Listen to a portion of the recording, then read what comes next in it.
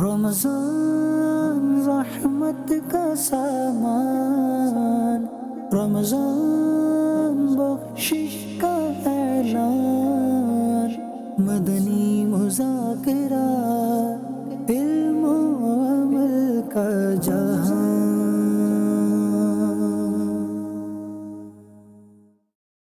الحمدللہ رب العالمین والصلاة والسلام علی خاتم النبیین، اما بعد فاعوذ باللہ من الشیطان الرجیم، بسم اللہ الرحمن الرحیم۔ الصلاة والسلام علیک یا رسول اللہ وعلی آلک واصحابک یا حبیب اللہ۔ الصلاة والسلام علیک یا نبی اللہ وعلی آلک واصحابک یا نور اللہ۔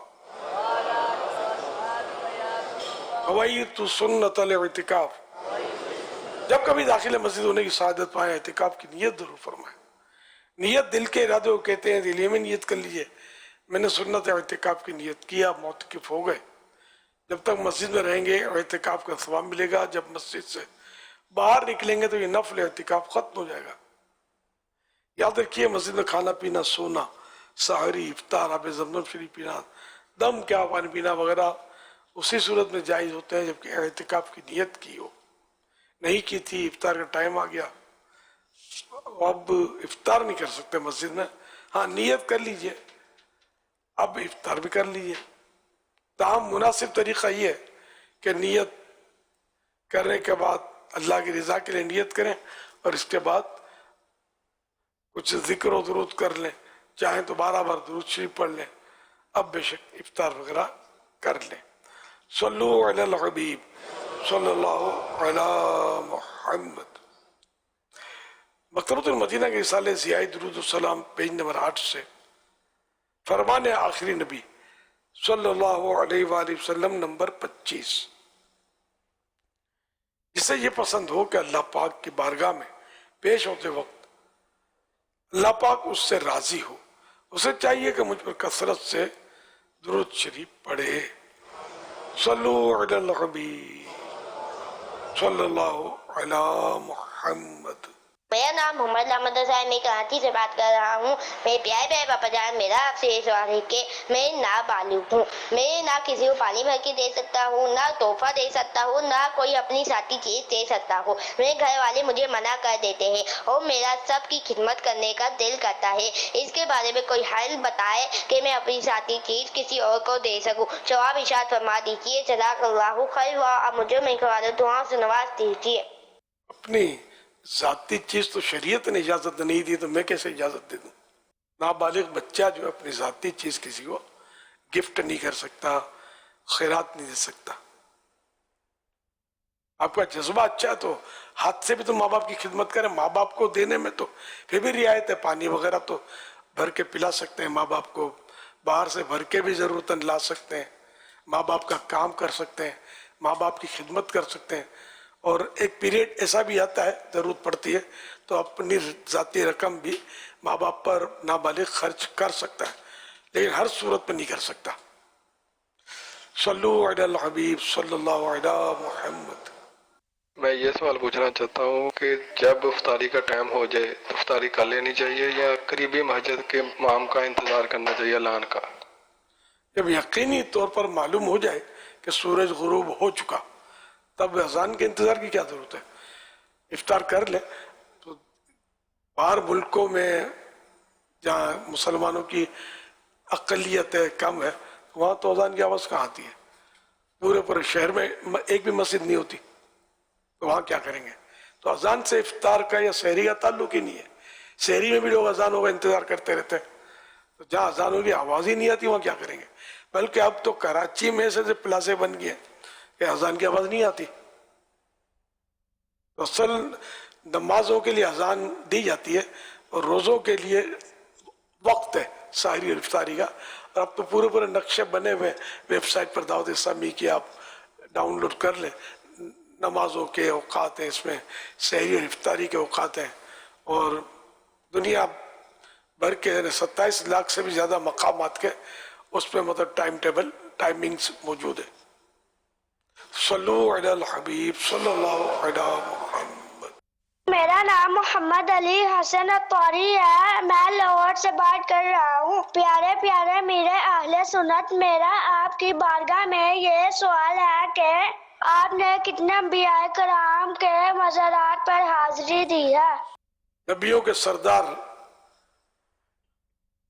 حضرت محمد رسول اللہ صلی اللہ علیہ وسلم کے دربار شریف میں تو حاضری سے مشرف ہوں. باقی اب مسجد خیف میں 70 انبیاء کرام بیان کیے جاتے ہیں کہ آرام فرمائیں، مزار ہیں ان کے، نظر نہیں آتے. وہاں مسجد کے باہر السلام علیکم یا انبیاء اللہ اس طرح ہم کہہ دیتے ہیں. اس طرح مطاف میں بھی ہیں، حتیم میں بھی انبیاء کرام کے مزارات یہ کتابوں میں لکھا ہوا ہے. تو یہ باہر سے ہی السلام علیکم یا انبیاء اللہ یہ کہہ دیتے ہیں. قریب سے باقاعدہ نشاندہی نہیں ہوتی کہ یہاں مزار ہے، یہاں مزار ہے. حتیم میں بھی ہیں، جو میزاب رحمت ہے اس کے نیچے بھی مزار ہیں. تو یوں اگر ان کو 70 اور یہ جو ہیں روایت مان لیے جائیں پھر تو بہت سے نبیوں کے مزارات پر حاضری ہوئی. لیکن ہمارے یہاں مزار جو عرفن ہو کہ گنبد بنا ہو اور چادر چڑھی ہو اور مزار ہو، اس طرح کے مزارات انبیاء کرام پر گجرات میں جو ہیں وہاں بھی حاضری دی ہے، جو انبیاء کرام کی طرف منسوب ہیں مزارات.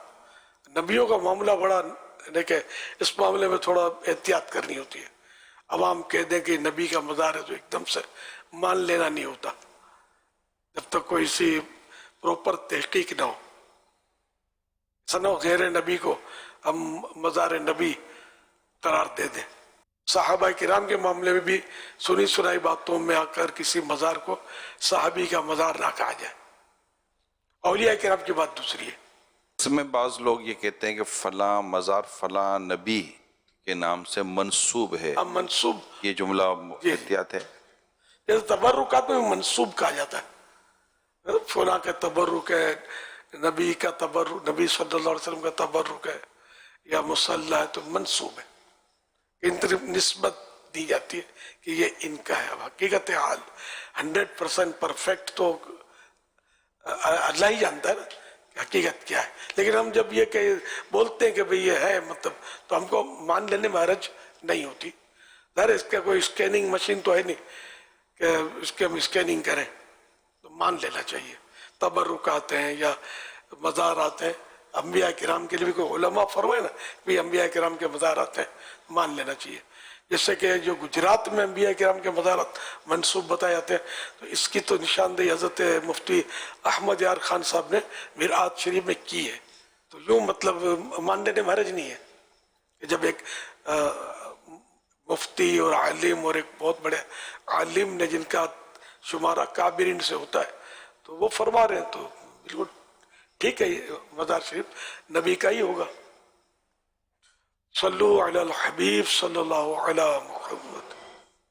میں امیر علیہ سنت سے یہ پوچھنا چاہتا ہوں کہ میں معذور بندہ ہوں، جو کوئی مجھے خیرات دے میں اس کی اللہ کی راہ میں دے سکتا ہوں کہ نہیں؟ اب معذور ہے تو اصل خیرات کے لیے معذور ہاتھ پیر سے آنکھوں سے معذور ہونا شرط نہیں ہے، نہ کافی ہے. بعض اوقات معذور بڑے مالدار ہوتا ہے، اصل تو مال سے ہی حساب لگے گا کہ وہ شرعاً فقیر ہے یا نہیں، مسکین ہے یا نہیں، وہ دوسرے سے خیرات لے سکتا ہے یا نہیں، اس کے شرائط الگ ہیں. تو اللہ کرے کہ آپ ایسے اگر نہیں ہیں، اللہ کرے مالی اعتبار سے کمزور تو پھر تو آپ کو اگر کوئی دے تو بھی منع کر دے کہ میں الحمدللہ خیرات نہیں لیتا، میرے پاس ہے گنجائش. اور اگر آپ پر زکوٰۃ فرض ہوتی ہے تو پھر زکوٰۃ دینی ہی آئے گی. فطرہ واجب ہوتا تو فطرہ بھی دینا ہی ہوگا. آپ کی مالی کیفیت وہ آپ زیادہ بہتر جانتے ہیں. اللہ پاک اپنی رحمت کے سائے میں آپ کو رکھے. اگر کوئی واقعی ایسا شخص ہے اگر معذور ہے یا معذور نہیں ہے اور مستحق ہے اور اس کو کوئی صدقہ خیرات زکوٰۃ وغیرہ دیتا ہے تو کیا وہ اس کو جو ملی ہے تو وہ اپنی صدقہ و خیرات جو اس کو ملا وہ آگے کسی اور کو صدقہ و خیرات کر سکتا ہے؟ اب وہ دینا چاہے تو بھلے دے دے، اگر خیرات کا مستحق ہے لے لیا اور سخاوت کرتا ہے کسی اور کو دے دیتا ہے، اچھی بات ہے۔ میرا آپ سے یہ سوال ہے کہ کیا چپ کا بھی روزہ ہوتا ہے یا نہیں؟ چپ کا روزہ ہے تو عوام میں تھوڑا نام تو اس کا، لیکن یہ صحیح نہیں ہے چپ کا روزہ۔ روزہ کھانے پینے وغیرہ سے بچنا نیت کے ساتھ، جو اس کا پراپر طریقہ ہے اس کے مطابق روزہ ہوتا ہے۔ چپ کا روزہ تو ضرورت کی بات تو بعض ضرورت پڑتی ہے، اور بعض اوقات تو بولنا ہی ضروری ہوتا ہے۔ آپ مسلمان ہیں کہ نہیں؟ مسلمان ہے، وہ چپ رہے تو کہاں جا کے کھڑا ہوگا؟ یہ مدینے میں تو گھسنے نہیں دیں گے نا اس کو۔ اپنے مسلمانوں نے اقرار ہی نہیں کر رہا، خالی چپ پڑا ہوا ہے، یہ تو بہت خطرناک ہے۔ تو کہیں کہیں تو بولنا لازم ہوتا ہے، السلام علیکم، یہ چپ کوئی ملنے آیا تو سلام، یہ چپ پہ چپ کا روزہ رکھا ہے تو گناہ گار ہو رہا ہے۔ جواب دینا واجب ہے، اور اتنی آواز سے جواب دینا ہے کہ سلام کرنے والا سن لے۔ تو کہیں کہیں بولنا واجب ہوتا ہے، کہیں بولنا فرض ہوتا ہے۔ تو قفل مدینہ میں بھی میں یہ وضاحت کبھی کبھی کرتا ہوں کہ مطلب جہاں بولنا ضروری ہو تو بولنا ہی پڑے گا، اور وہ قفل مدینہ نہیں ہے کہ ضرورت کے موقع پر بھی بندہ خاموش ہے۔ اب عالم ہے، اس نے قفل مدینہ لگایا، کسی نے مسئلہ اس سے دریافت کیا تو کیا اشارے سے سمجھائے گا اس کو؟ تو کچھ کا کچھ سمجھ کے چلا جائے گا، تم بتانا تو ہوگا نا۔ وہ زبان سے ہی بتا سکتا ہے یا لکھ کے بتائے، بارہ لکھ ہے۔ چپ کا روزہ مکروہ ہے، اور یہی میں نے جو نازک باتیں بتائیں تو وہاں تو جواب دینا پھر واجب بھی ہو جائے گا۔ جیسے سلام کیا، کسی نے چھینک ماری اور الحمدللہ کا، اور یہ چپ شانے سن لیا، تو اب تو وہ زبان سے ہی کہنا پڑے گا یرحمک اللہ، یہ بھی واجب ہے۔ یرحمک اللہ تو بات نکلی تو عرض کر دی، عام لوگوں کو یہ نہیں پتا ہوتا، یہ اس کو یاد کر لیں، یرحمک اللہ۔ جو چھینک کھائے اور چھینک پر الحمدللہ کہے اور ہم نے سن لیا، تو اب یہ کہ واجب ہوگا کہ ہم کہیں یرحمک اللہ، یعنی اللہ پاک تجھ پر رحم فرمائے۔ چھینک جس نے ماری تھی، جب اس نے یہ دعا سنی تو اب اس کے لیے مستحب ہے کہ یہ کہے یغفر اللہ لنا ولکم، اللہ ہماری اور تمہاری مغفرت فرمائے۔ اور اگر اس کی جگہ یہ کہنا چاہیں تو یہ بھی کہہ سکتے ہیں یہدیکم اللہ ویصلح بالکم، اللہ تعالیٰ تمہیں ہدایت دے، تمہارے کام سنوار دے، یہ بھی دعا دے سکتے ہیں۔ صلو علی الحبیب صلی اللہ علی محمد۔ عارف اقبال ہیں، کہتے کلاس میں وائٹ بورڈ پر لکھی گئی قرآن کریم کی آیات وغیرہ کو جو ڈسٹر وغیرہ سے مٹاتے ہیں یا اس طرح، تو اس کے بارے میں کیا کہتے ہیں؟ اب وائٹ بورڈ پر تو مارکر سے لکھا جاتا ہے اور بلیک بورڈ پر چوک سے لکھا جاتا ہے۔ اب بھی یہ بلیک بورڈ کا رواج موجود ہے، اسکولوں وغیرہ میں تو ابھی بھی موجود ہے چوک وغیرہ سے لکھنے کا، بچے سلیٹ پر بھی چوک کا استعمال کر رہے ہوتے ہیں، اور اب کئی جگہ پر تو وائٹ بورڈ آ گئے، اب تو خیر ڈیجیٹل بھی ہو چکا ہے، لیکن پھر بھی یہ ہے، جہاں ہے وہاں ہے۔ جواز تو ہے مٹانے کا اس طرح، لیکن وہی جس کے جو ذرات ہوں اس میں جتنا ادب کر سکیں وہ کریں، ورنہ معمول تو ہمیشہ سے یہ چلتا ہوا آیا ہے دینی مدارس کے اندر بھی مٹانے کا، بھی مٹا تو سکتے ہیں بہرحال۔ عدنان رحمانی ہیں، کہتے ہیں کہ کیا روح نکلنے کے بعد مردے کو غسل، جنازے، تدفین کا پتہ چلتا ہے، اور کیا لوگوں کے رونے سے مردے کو تکلیف ہوتی ہے؟ اس طرح کی روایتیں تو ہیں کہ وہ غسل کے لیے جب غسال آتا ہے تختہ اٹھا کر، اور یہ سب دیکھ رہا ہوتا ہے مردہ جو ہے، اور کیا لوگ رونے سے تکلیف ہوتی ہے، تو یہ کہ اس کے تو مختلف صورتیں آپ نے بیان فرمائی تھی نا۔ مزمل نام ہے ان کا، یہ کہنا چاہتے ہیں کیا عبادت دعا سے تقدیر بدل سکتی ہے؟ یا وہ حدیث پاک ہے نا، الدعاء یرد القضاء، دعا تقدیر کو بدل دیتی ہے۔ اب تقدیر کی اقسام ہے اصل، ان میں بعض صورتوں میں بدلتی ہے، تقدیر بدل سکتی ہے۔ امام حسن کی ولادت مبارک ہو۔ خیر مبارک، ماشاءاللہ۔ میرا نام غلام طاہر ہے، میں لاہور سے ہوں۔ پیارے امیر سنت، آپ کی بارگاہ میں میرا سوال عرض ہے کہ کیا اسلامی بہن جو بچوں کو سپارہ پڑھاتی ہیں اعتکاف کے دوران کیا بچوں کو پڑھا سکتی ہیں؟ رہنمائی فرما دیجیے۔ اور کیا اس کے لیے پردہ آگے کر کے پڑھانا بہتر ہے جبکہ بچے نابالغ ہی ہوں؟ جواب ارشاد فرما دیجیے۔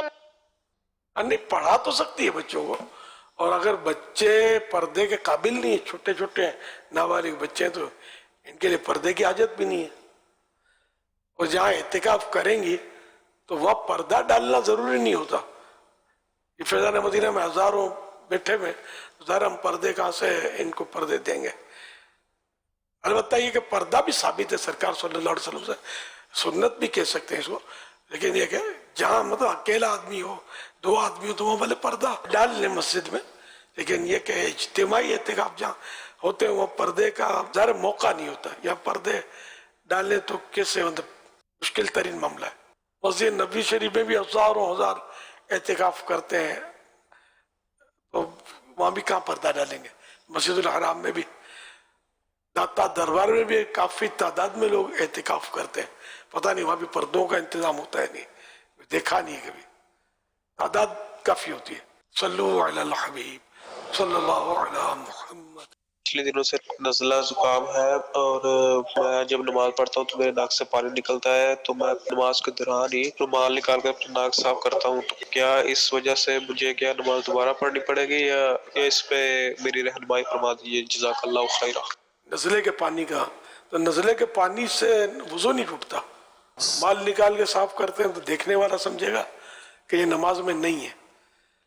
تو اگر ایسا کوئی فعل نماز میں کیا جس سے دیکھنے والا کہے کہ یہ نماز میں نہیں ہے، یا اس کا غالب گمان خیال جم جائے کہ یہ نماز میں نہیں ہے، تو ایسی صورت میں نماز ٹوٹ جاتی ہے۔ امیر اہل سنت سے ایک میرا سوال ہے کہ اگر کسی کی ظہر کی نماز قضا ہو گئی ہو تو کیا دوبارہ جب ادا کریں گے تب سنت ادا کرنا لازمی ہوگی؟ برائے مہربانی اس کا جواب عنایت فرمائیں۔ قضا کریں گے ظہر کی تو صرف فرض قضا کیے جائیں گے، سنتیں نہیں کی جائیں گی۔ حنیف صاحب ہیں، یہ پوچھنا چاہتے ہیں کوئی شخص اسلام قبول کرنا چاہتا ہو تو مسلمان کروانے کا کیا طریقہ ہے؟ اس کا جو مذہب ہے اس سے اس کو کہے کہ توبہ کرے، اور پھر اس کو کلمہ پڑھا دے۔ عثمان نام ہے، کہتے کیا گودام کی جگہ پر بھی زکوٰۃ لازم ہے؟ بیچنے کے لیے ہے تو ہے، یعنی گودام بیچنے کے لیے خریدا ہے تو ہوگی، ورنہ اگر صرف سامان رکھنے کے لیے ہے تو اس جگہ پہ نہیں ہوگی زکوٰۃ۔ منعیم علی معلوم کرنا چاہتے ہیں پچھلے سال کا صدقہ فطر ادا نہ کیا ہو تو کیا اس سال اس کی قضا کے طور پر ڈبل فطرہ دے سکتے ہیں؟ قضا نہیں ہے صدقہ فطر کی، جب کریں ادا ہی ادا ہے، اور یہ بھی ضرور نہیں کہ پھر یہ کہ عید کو ہی ادا کریں، رہ گیا تو عید کے بعد جب بھی آپ کے دینا چاہیں آپ دے سکتے ہیں۔ بہتر یہ کہ عید کی نماز کے لیے جاتے ہوئے ادا کریں۔ مطلب پچھلا بھی سال بھی ایک ساتھ ملا کو بھی دے دیں؟ نہیں، پچھلے کے لیے اب یہ نہیں رہا کہ اب عید کی نماز کے لیے جاتے رہے، وہ تو لیٹ کر چکا ہے، ابھی بھی دے دیں؟ اب بالکل اس میں تاخیر نہیں کرنی چاہیے۔ ٹھیک ہے۔ یہ محمد الطاف ہے، لیکن گناہ نہیں ہے تاخیر کرنا۔ محمد الطاف ہے، کہتے ہیں کہ بچوں کو جو پیشاب وغیرہ کروانے کے لیے لے جاتے ہیں تو دلوانے وغیرہ کے لیے، تو کیا اس سے وضو ٹوٹ جاتا ہے؟ نہیں ٹوٹتا۔ بلال احمد ہیں، معلوم کرنا چاہتے ہیں کہ عورت کا شاپنگ مال وغیرہ ایئرپورٹ وغیرہ پہ کسی نامحرم مرد کے سامنے نماز پڑھنے کا کیا حکم ہے؟ یعنی جو عورتیں ایئرپورٹ پہ ہیں یا کہیں ہیں، نماز کا وقت ہو گیا، نماز اب اگر واقعی سی پردہ نشین ہے تو بھلے نقاب ڈال کے بھی تو پڑھ تو سکتی ہے، پردہ تو کرنا ہی چاہیے ظاہر عورت کو۔ یعنی جہاں غیر محرم جی جس کو دیکھ رہے ہوں تو وہاں چہرے پر یہ کپڑا رکھ کر نماز پڑھ لے جب کوئی دوسری جگہ نہ ملتی ہو۔ ٹھیک۔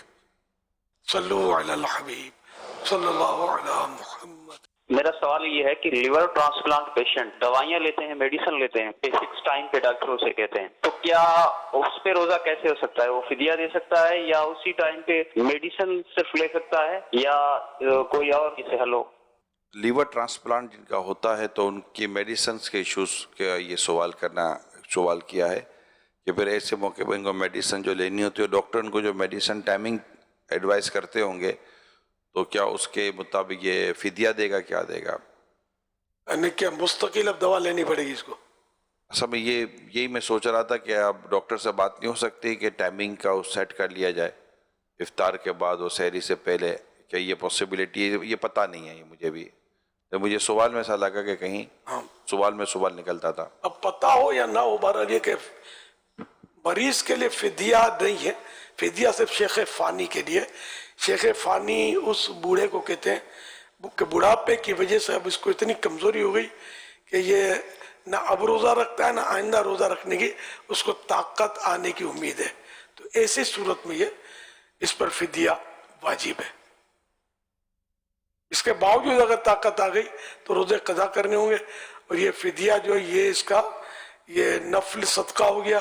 اور اگر اس طرح کر سکتا ہے کہ گرمی میں نہیں رکھ سکتا، سردی میں رکھ سکتا ہے، تو پھر گرمی کے رمضان کا سردیوں میں قضا کر لے، تب بھی اب صورت میں بھی فدیہ نہیں ہے اس پر، مریضوں کے لیے فدیہ نہیں ہے.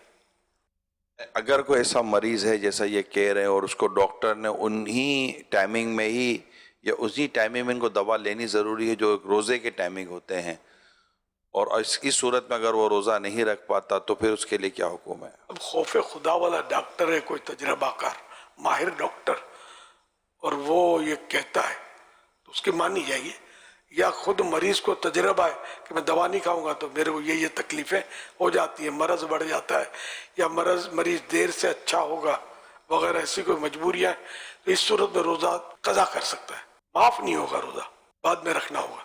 میرا سوال یہ ہے کہ کیا باپ اپنی بیٹی کو زکوٰۃ دے سکتا ہے، زکوٰۃ یا فطرانہ؟ اور اگر اس بیٹی کی شادی ہو گئی ہو، وہ دوسرے گھر میں چلی گئی، وہ مستحق ہو، زکوٰۃ کی ضرورت مند ہو، تو کیا باپ اپنی بیٹی کو اس صورت میں زکوٰۃ یا فطرانہ دے سکتا ہے؟ نہیں دے سکتا. میرا سوال یہ ہے کہ اگر ہم مسجد میں جاتے ہیں، جماعت کھڑی ہو، ہم راستے میں نیت کر لیں اور جماعت کے ساتھ اللہ اکبر پڑھ کے نماز شروع کر دیں تو ہماری نماز ہو جائے گی؟ اگر کوئی واپس نیت تبدیل نہ ہوئی ہو تو ایسی صورت میں نماز ہو جائے گی. صلو علی الحبیب صلی اللہ علی محمد. جی میرا سوال آپ سے یہ ہے کہ بعض لوگوں سے یہ جو وہ سنا ہے کہ جو معتکف ہے وہ فنائے مسجد میں زیادہ نہ بیٹھے، اہل مسجد کے اندر وقت اس کا زیادہ تر جو ہے وہ اسپینڈ ہو، تو کیا یہ ایسا ہی ہے؟ اصل اعتکاف مسجد ہی میں ہوتا ہے، اور فنائے مسجد میں جانے کی اجازت ہوتی ہے. ذرا اعتکاف مسجد میں کرنا ہے، نماز میں بھی جماعت جیسے کھڑی ہو جائے تو جب تک عین مسجد میں جگہ ہے فنائے مسجد میں صف نہیں بنا سکیں گے، عین مسجد میں ہی بنائیں گے. یہ فنائے مسجد جو ہوتی ہے وہ ضروریات مسجد کے لیے ہوتی ہے. اب جیسے عالمی مدینہ مرکز فیضان مدینہ جو ہے نا، اس میں جہاں چھت بنی ہوئی نا، یہ اندر کی طرف جو جیسے اس وقت جہاں عیسائی بھائی جمع ہے تو یہ عین مسجد مسجد ہے، نماز کے لیے مخصوص کی گئی ہے. اچھا، اوپر میزینائن جو ہے، میزینائن بھی مسجد ہے، عین مسجد. اور اب جو کھلا آسمان ہے یہ فنائے مسجد ہے. جب تک نماز میں یہ میزینائن بھی بھر نہیں جاتا اس وقت تک فنائے مسجد میں صفیں نہ بنائی جائے. لیکن لوگ تو اب اپنی مرضی سے جہاں چاہے کھڑے ہو جاتے ہیں. اس طرح معتکفین کو بھی چاہیے کہ جہاں تک ممکن ہو مسجد ہی میں اندر آ کر اپنا وقت گزارے. صلو علی الحبیب صلی اللہ علی محمد. امیر علیہ سنت سے سوال عرض یہ ہے کہ آج کل نائی حضرات جو بال کاٹتے ہیں، یہ بال کاٹنے کے بعد انسانی بالوں کی فروخت بھی کرتے ہیں نا، بیچتے ہیں ان کو، تو ان کا اس طرح سے یہ بال بیچنا درست ہے؟ اس بارے میں فرما دیجیے. انسانی بالوں کی بے و شرح نہیں ہو سکتی. اس کو مطلب یعنی کہ سیل بھی نہیں کر سکتے اور परचेस भी नहीं कर सकते, खरीद भी नहीं सकते, गुनाह है। मेरे अहले सुन्नत से ये सवाल है कि एक जो शख्स फौत हो जाता है तो उसका 7वां दिन होता है, उसमें ख़त्म दिलाना ज़रूरी है? अगर ख़त्म दिलाना ज़रूरी है तो 7 डिशें बनानी चाहिए, कुछ लोग कहते हैं 7 डिशें बनानी चाहिए। वफात हो, इंतकाल हो गया तो 7 दिन हो गए तो अब ख़त्म दिलाना ज़रूरी है, यूँ ये। और डिशें भी 7 होना ज़रूरी है। अब पीछे हाँ 7वें दिन 7 डिशें, 7 खाने, 7 डिशें भी पूछा। अच्छा, ना ख़त्म दिलाना ज़रूरी है ना 7 डिशें होना ज़रूरी है, लेकिन ईसाल सवाब करना चाहिए कि हदीसों में इसके फ़ज़ाइल फ़वाइद बयान हुए हैं। ईसाल सवाब बिल्कुल करें और 7 दिन का इंतज़ार ना करें। 7वें दिन भी भले करें, पहले भी कर सकते हैं। और डिशों का तो कुछ भी नहीं है इसमें, खाना खिलाना ये भी ज़रूरी नहीं है। ईसाल सवाब खाने ही से हो सकता है, पढ़कर भी ईसाल सवाब हो सकता है, लिबास किसी को पहना दें ये भी ईसाल सवाब हो सकता है, दीनी किताबें दे दें ये भी ईसाल सवाब, और खाना खिलाएं ये भी बहुत अच्छी बात है, इससे भी ईसाल सवाब होता है। लेकिन 7 डिशों की कैद किसी ने ऐसे ही लगा दी है बस। सल्लु अलल हबीब सल्लल्लाहु अलैहि मुहम्मद। मेरा मीर अहले सुन्नत की बारगाह में ये सवाल है कि अगर वज़ू कर रहा हो तो वज़ू करने से पहले रोज़ा रखना जायज़ हो, वज़ू करते हुए अचानक खांसी आए या गले का कोई मसला बना हो तो सांस उखड़ जाए तो अचानक बेसाख्ता बगैर रोके या बगैर काबू पाए पानी अंदर चला जाए तो क्या रोज़ा टूट जाएगा?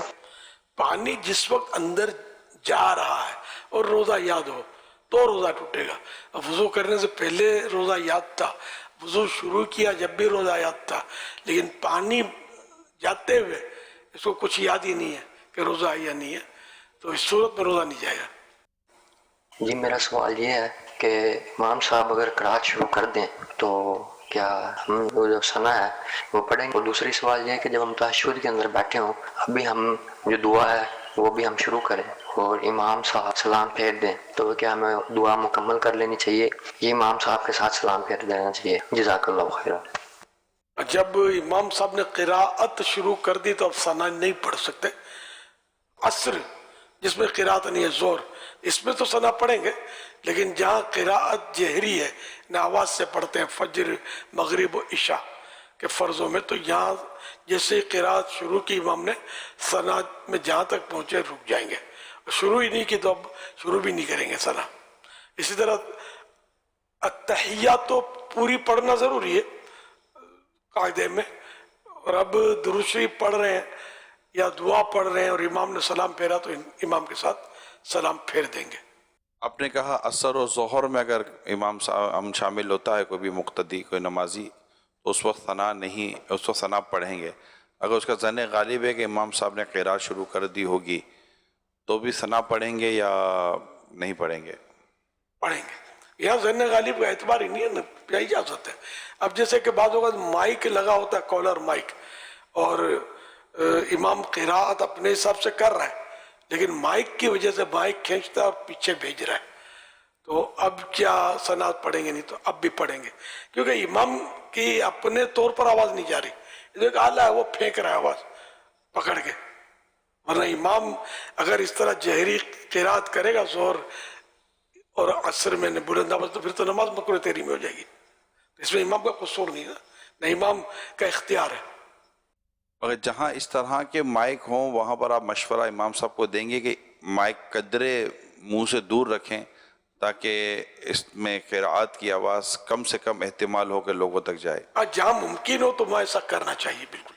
सल्लु अलल हबीब सल्लल्लाहु अलैहि मुहम्मद। रमज़ान रहमत का सामान, रमज़ान बख्शिश का ऐलान, मदनी मुज़ाकिरा